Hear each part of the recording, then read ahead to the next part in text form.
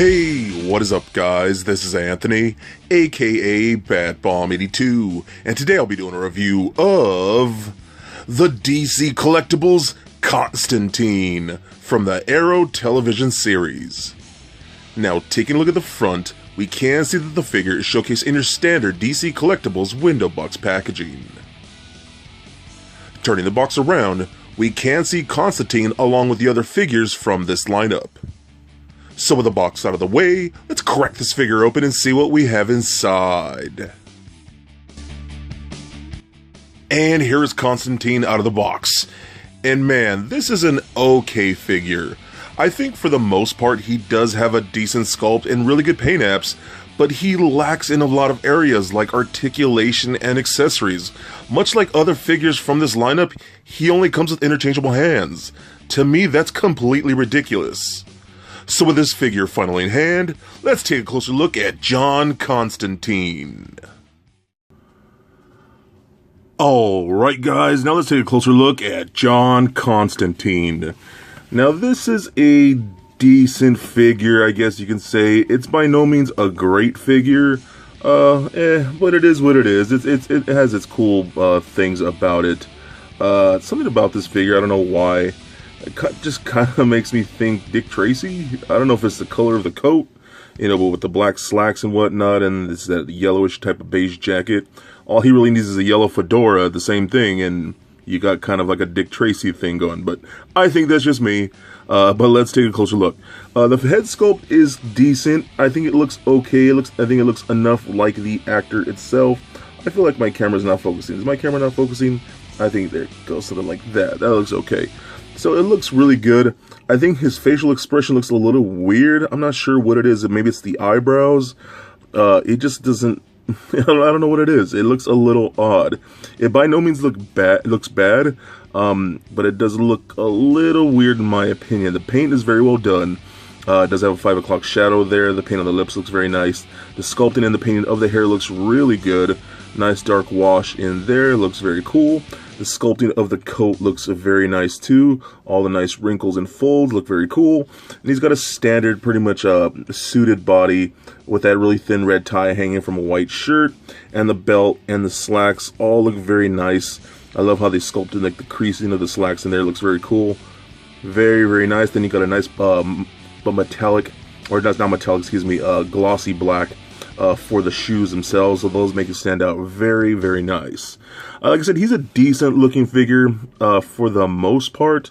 I don't know what it is. I think it's, like I said, I think it's just the facial expression that's a little off to me. So we do get interchangeable hands. Those are only really accessories. We do get a ton of interchangeable hands. You can just see all these right here. So we get some closed-fisted hands, the ones that he comes with in the box. Then we got these open palm ones for like casting spells and whatnot. We get this one hand that has like a key on it. Like he's holding a key, which is pretty cool. Then we get these more like almost like gripping hands, but he comes with no actual accessories to grip, so I don't get those. But then he does come with these hands right here, or he has like these flame effects holding like in there, which is pretty cool. That's probably going to be the one that you're going to want to display them with the most, with at least one hand, if not both hands. So I think those are very cool. The hands are just on straight pegs like that. They are very tight, so you want to be very careful to warm this up before you start switching out the hands and whatnot. And you can just take out one of these hands right here and slide it into there, and then you got this hand like that where he's holding that like effect flame, which I think is pretty decent and it looks okay for the most part. Again, so the hands can be pretty stiff if you don't actually heat them up and whatnot. See, that was a little tight to get that back in. I really don't want to break that, so just be very careful when you're messing around with this figure.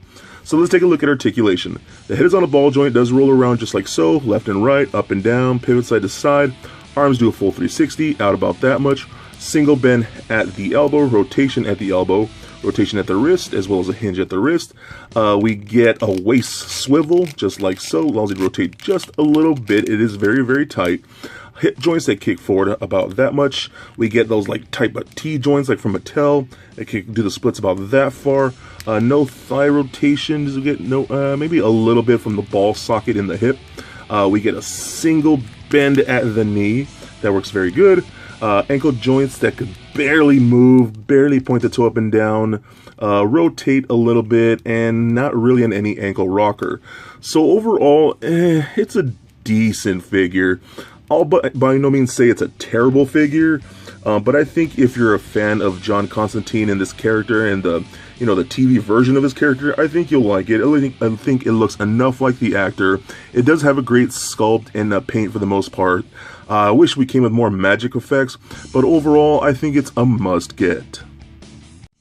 So for a quick size comparison, here he is standing next to a Marvel Legends Captain America figure, as well as a DCUC Batman figure. Also for comparison, here he is standing next to Supergirl and Vixen from this wave that I've already previously reviewed. And just for fun, here he is standing next to little Lego Bat-Bomb. So there it is, guys. My review of the DC Collectibles John Constantine from the Arrow television series. Now, for the most part, I just really missed the actual Constantine TV series. It was a very cool show and I wish it didn't get cancelled. I think the sculpt of this figure is pretty cool for the most part, with the exception of the face. It just looks a little off to me. But for the most part, he's got great paint apps, and the accessories that we do get with those interchangeable hands are just okay. I think he has decent articulation, but there's so many things they could have improved on, like I said, with just more accessories. But I think he's an okay figure, and I think you would absolutely love him for your collections. So please comment, like, and subscribe. Stay nerdy, my friends. Peace.